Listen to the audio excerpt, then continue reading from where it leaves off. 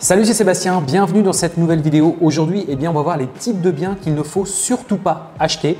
Tu vas voir, on va lister les différents points et tous ces biens-là, franchement, je t'encourage pas du tout à acheter ce type de propriété parce que c'est des propriétés à problème. C'est pas que c'est impossible, c'est juste que tu vas voir que derrière, si tu veux emmener ton bien le plus longtemps possible ou si à un moment donné tu veux le revendre, tu vas risquer de te confronter à des difficultés.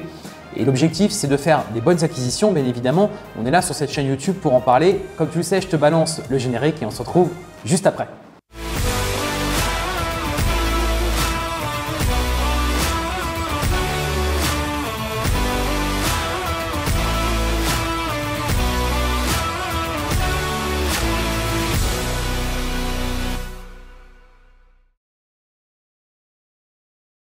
Avant de commencer cette vidéo, je vais t'inviter tout de suite à laisser un gros pouce bleu pour me motiver à te livrer toujours plus de vidéos. Et puis, je vais t'inviter à t'abonner à cette chaîne. Si tu ne l'as pas encore fait, tu découvriras un bouton s'abonner, tu actives la petite clochette et comme ça, tu es notifié les prochaines fois que je te livre des vidéos sur l'investissement locatif, justement l'immobilier, comment acheter un bon appartement ou une bonne propriété, comment faire une bonne affaire tout simplement. Comment se lancer aussi dans la sous-location professionnelle immobilière, un excellent moyen en partant de zéro, sans crédit bancaire, de te lancer dans l'immobilier. Comment te lancer dans un business type conciergerie automatisée Airbnb, ça c'est possible également. On en parle sur cette chaîne YouTube. Et puis on parle aussi de manière assez générale d'entrepreneuriat parce que tu le sais, je suis entrepreneur depuis plus de 20 ans maintenant. Et du coup, j'aime bien te livrer des vidéos sur le mindset d'entrepreneur. Avant de commencer, je t'invite tout de suite à une prochaine webconférence qui aura lieu dans les prochains jours. Tu découvriras un petit lien dans la partie description et puis je vais t'offrir une formation gratuite d'1 heure sur comment lancer une sous-location professionnelle et immobilière. Tu découvriras cette petite formation gratuite à télécharger dans la partie description de cette vidéo. Les types de biens qu'il ne faut surtout pas acheter, donc j'en ai trouvé 7, tout simplement, 7 biens, enfin 7 types de biens qu'il ne faut surtout pas, sur lesquels il ne faut surtout pas aller si tu veux faire une belle acquisition. La première, ça va être les rez-de-chaussée d'immeubles. Pourquoi ? Parce que les rez-de-chaussée d'immeubles, tu verras, et si l'immeuble est relativement ancien, ce qui va se passer, c'est qu'on a généralement de l'humidité par capillarité. C'est-à-dire que c'est de l'eau qui va remonter depuis le vide sanitaire ou depuis la cave. C'est un peu comme si tu mettais de l'eau sur un sucre, tu as l'eau qui va remonter du sucre, c'est exactement la même chose. C'est-à-dire que c'est l'humidité par capillarité qui fait qu'on va obtenir de la moisissure, notamment sur les murs, ou tout simplement on va avoir des murs qui vont être légèrement mouillés. Je te le dis parce que ça m'est arrivé. Et ça arrive notamment quand tu achètes des appartements qui sont au rez-de-chaussée. Le problème aussi du rez-de-chaussée, c'est que sur des immeubles anciens, on a des problèmes de luminosité parce que si c'est dans une agglomération ville taille moyenne par exemple, ou une grande ville, on va se retrouver avec des logements qui vont être un petit peu isolés, qui vont avoir du mal à capter la lumière. Et du coup, c'est des appartements où ça va être compliqué d'avoir beaucoup de luminosité. Donc, ça va être plutôt gris, même s'il y a de la lumière, ça va avoir du mal à pénétrer. On va avoir des problèmes d'humidité, qui vont créer de la moisissure ou de l'eau sur les murs tout simplement. Donc tout ça c'est un vrai problème. Et ce qu'on dit généralement, c'est qu'il faut au moins que, si on veut éviter ces problèmes-là, il faut au moins que le soleil, soit vraiment sur la façade pendant au moins 2 heures par jour pour qu'on n'ait pas ces problèmes-là. Et donc si on se retrouve au rez-de-chaussée, qu'on est dans une petite rue et que la lumière a du mal à rentrer, tu seras confronté à ces problèmes-là et donc le rez-de-chaussée peut vraiment être un problème. Alors après, il y a quand même aussi son lot d'avantages parce que généralement, quand on a des appartements au rez-de-chaussée, on a parfois des petits jardins qui sont attenants, donc ça peut venir compenser. Mais à mon sens, il y a vraiment un gros warning à faire sur les rez-de-chaussée dans les copropriétés parce qu'on va se retrouver justement avec ce type de problème. Et ça, quand tu as des locataires, franchement, ça va être juste ingérable derrière, notamment si tu fais la location longue durée ou même moyenne durée. Après, c'est de la courte durée, pourquoi pas, mais tu verras que ça peut vite être problématique. Donc ça, c'est vraiment le type de bien qu'il faut absolument ne pas acheter ou que je te décourage d'acheter, surtout si c'est une première acquisition. Le deuxième type de bien que je ne vais pas te recommander, ça va être les appartements qui sont situés dans des grandes copropriétés. C'est-à-dire des copropriétés où il y a 100, 200 logements. Donc là, c'est des gros immeubles où là, il y a plusieurs immeubles. Pourquoi je te décourage de faire ça? Tout simplement parce que généralement, ce qu'on s'aperçoit, c'est que les charges de copropriété sont chères.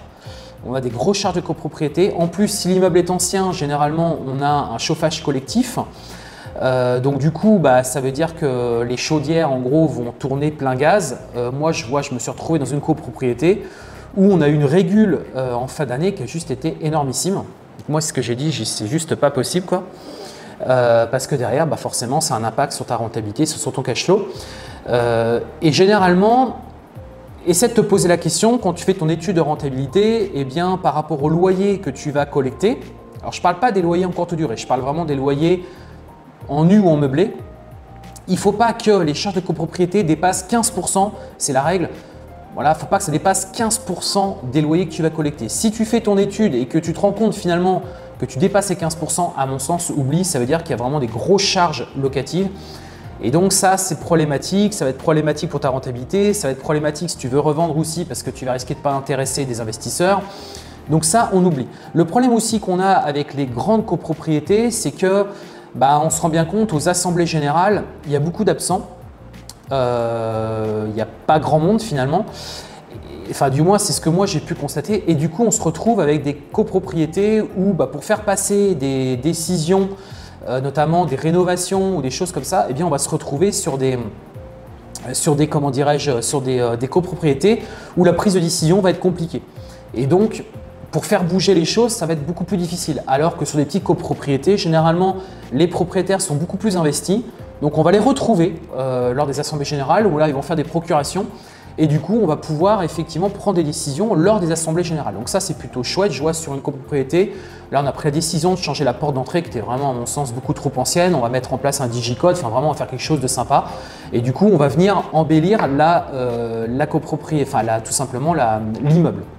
Sachant qu'en plus, moi, j'ai plus de 50% des lots. Donc, pour moi, voilà, ça a vraiment un impact significatif par rapport au logement que j'ai dedans.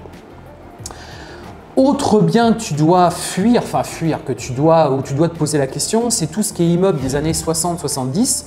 Bien que généralement, c'est plutôt des immeubles qui restent récents. Mais on a quand même des gros problèmes aussi des gros problèmes d'insonorisation. Parce que ce sont des immeubles où les problèmes d'insonorisation sont assez présents. Donc ça, c'est des choses, ça va falloir que tu t'intéresses parce que si tu mets des locataires qui vont rester sur plutôt des moyennes ou longues durées, eh bien, s'il y a du bruit, par exemple, si le voisin du dessus, quand il marche, on l'entend systématiquement, ça va risquer d'être problématique. Autre chose qu'il faut absolument que tu vérifies, c'est les caves, notamment pour vérifier s'il n'y a pas des rongeurs, s'il n'y a pas des problèmes d'humidité, s'il n'y a pas de la moisissure. Vérifie donc l'état de la cave, l'état du vide sanitaire aussi, ça c'est important, et également au niveau de la charpente. C'est-à-dire que tu vas vérifier qu'il n'y a pas des champignons, de la moisissure, l'état de la charpente tout simplement. Ça c'est pareil à vérifier. Si tu t'aperçois que derrière c'est pas totalement nickel, si tu t'aperçois de moisissure ou autre, eh bien franchement à fuir parce que ça veut dire que derrière il y a des gros retraitements à faire, ça va coûter un paquet d'argent et derrière eh bien ça va pas forcément être un bien rentable.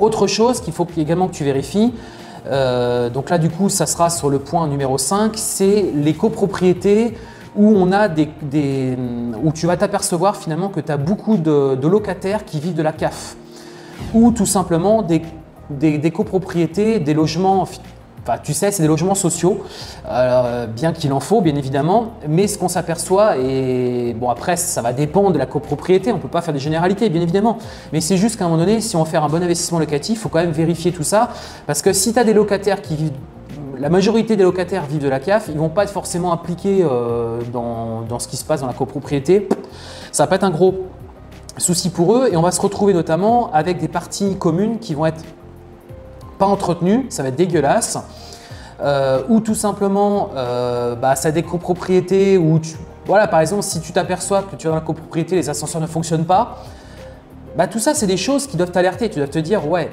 l'immeuble il n'est pas très bien entretenu, on s'aperçoit que ce sont des logements sociaux, des personnes vivent de la CAF, donc c'est-à-dire que c'est des personnes qui ne sont pas comment dirais-je, qui ne sont pas impliqués, si tu veux, dans la vie de l'immeuble. C'est ça que je veux dire. Ils ne se sentent pas complètement impliqués de ça et donc du coup, bah, ça veut juste dire que l'immeuble il va pas du tout être entretenu et s'il y a une grosse majorité de personnes comme ça, tu verras que derrière, la copropriété ne va pas bien gérer parce qu'il y aura tout le temps des problèmes et donc malheureusement, c'est des copropriétés qui vont être un petit peu délaissées. Et ça, pour le coup, c'est pas bon du tout parce que tu vas investir dans un bien qui va pas être très bien entretenu, un immeuble qui va pas être très bien entretenu. Donc ça, c'est vraiment à mon sens à fuir et à bien vérifier au départ qui occupe l'immeuble. Est-ce que la copropriété fait les travaux? Est-ce que derrière, c'est bien géré? Autre chose, et on arrive au point numéro 6, c'est tu vas aller vérifier, encore une fois, toujours par rapport à l'humidité, quand tu vas rentrer dans le logement, tu vas aller notamment dans la salle de bain. Tu vas vérifier les joints de la douche. Tu vas aller par exemple sous le meuble de l'évier de la cuisine. Tu vas vérifier finalement tous les points, si tu veux, qui manquent un petit peu de… où tu sais que c'est des lieux qui peuvent être sujets à l'humidité, de la moisissure. Ça va permettre de vérifier. Et moi, je sais que sur un appartement, j'avais ouvert les portes de sous l'évier, c'était juste incroyable. On s'est retrouvé, enfin je me suis retrouvé il y a plein de moisissures partout, c'était tout noir, enfin c'était juste horrible. Et ce que tu peux faire comme test, c'est s'il y a des ventilations, bien vérifier qu'il y a des ventilations, parce que parfois il n'y en a pas. Donc là, s'il n'y en a pas, c'est juste, il faut absolument rajouter des ventilations pour que ça ventile dans l'appartement. Mais ce que tu peux vérifier, c'est notamment, prends une feuille A4 ou prends, je ne sais pas, du papier toilette et tu mets au niveau de l'aspiration, de la ventilation. Et normalement, ta feuille doit venir se plaquer au niveau de l'aspiration. Ça va te permettre de vérifier que ça fonctionne bien, tout simplement parce que ça va te permettre d'éviter ces problèmes d'humidité. Parce que ces problèmes d'humidité, s'il y en a, c'est-à-dire que si ça ventile bien, que tout a priori semble ok, mais que tu as tous ces problèmes de joints noirs, tout noir, ou tout simplement que sous l'évier, il y a de la moisissure, etc., ça veut dire qu'il y a des problèmes d'humidité. Ça veut dire que même la ventilation présente, il y a toujours des problèmes d'humidité et donc ça veut dire que tu vas être confronté régulièrement à tous ces problèmes et qu'il va falloir que tu rénove régulièrement ou que tu mettes en place des solutions pour venir atténuer cette humidité. Et ça, tu vas voir que c'est vraiment problématique. Je l'ai connu sur un logement et c'est récurrent. C'est récurrent. Chaque année, on a son lot d'humidité qui revient, notamment dans les périodes où il fait moins chaud. Forcément, tu vas voir que ça va revenir régulièrement. Et ça, du coup, ça veut dire que l'immeuble, il est compliqué à gérer et derrière, ça veut dire de l'argent tout simplement que tu vas être obligé de remettre chaque année pour venir résoudre tous ces problèmes-là.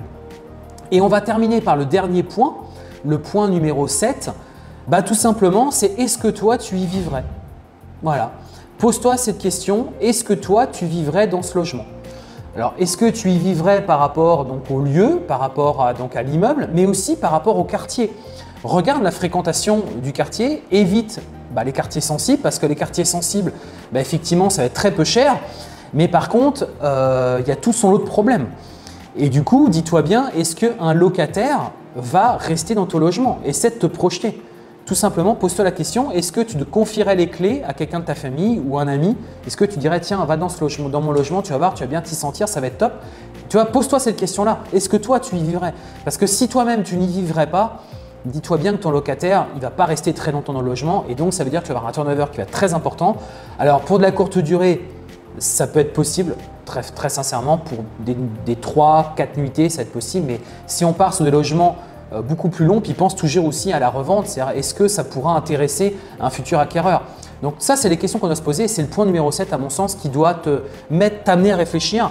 Et si tu sens que toi, tu ne pourrais pas y vivre, eh bien franchement, je te décourage d'acheter le logement tout simplement parce que ça veut dire que derrière, si toi, tu ne peux pas y vivre, ton locataire, très clairement, ça sera la même chose que toi. Il ne pourra pas y vivre de manière sur du long terme, tout simplement. Voilà, j'espère que cette vidéo, elle a pu t'aider. N'hésite pas à commenter, n'hésite pas à rajouter des compléments d'information par rapport à ça. Ou toi, tout simplement me dire des types de propriétés que tu éviterais également. N'hésite pas aussi à partager cette vidéo. Comme tu le sais, vouloir changer de vie, c'est bien, le faire, c'est encore mieux. Je vais te quitter sur cette belle parole. Je vais te souhaiter une excellente journée. Je te dis à très bientôt.